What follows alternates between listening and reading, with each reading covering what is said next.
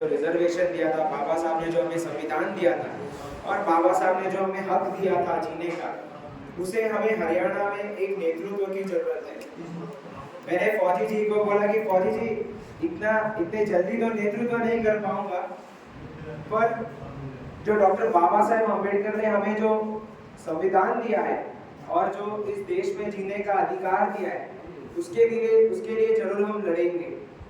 और जैसे कि आप सबको पता है कि बाबा साहब ने बड़ी छोटी उम्र से ही संघर्ष किया है। जब से वो स्कूल जाते थे, जब से वो इस देश में आए, तब से ही उनके ऊपर जो जातिवाद हो रहा था,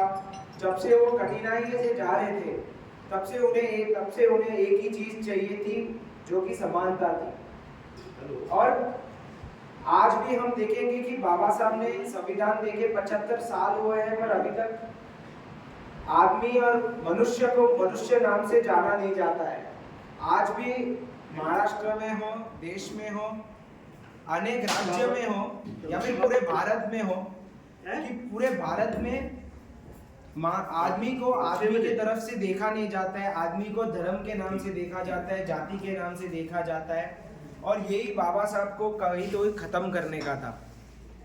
बाबा साहब का जो मूल धार था, जो बाबा साहब का मूल जो सब बाबा साहब को जो चेंज करना था इस सोसाइटी में, वो चेंज करना था, वो देखने का नज़रिया बदलना था। जब से बाबा साहब को जो स्ट्रगल हुआ था, तब से बाबा साहब का एक ही ध्येय था कि जब मैं मरूंगा तब मैं मनुष्य बन के मरूंगा और जो मान सम्मान मिलना चाहिए वो लेके मरूंगा। बाबा साहब का जो देहांत हो गया, जो अचानक हो देहांत हुआ था, उसके वजह से उनका जो सपना था, जो उन्होंने पिछड़े वर्ग के लिए और पिछड़े जाति के लिए जो लोग थे, उनके लिए जो सपना देखा था, वो सपना बहुत तभी से ही जो अधूरा है वो अभी तक अधूरा ही है। मतलब ऐसे बोल सकते हैं कि बाबा साहब जो काल से गुजरे थे, उससे बहुत बेकार काल में हम अभी जा रहे हैं और इसके गुजर रहे हैं। क्योंकि बाबा साहब ने जो संविधान दिया था, वो संविधान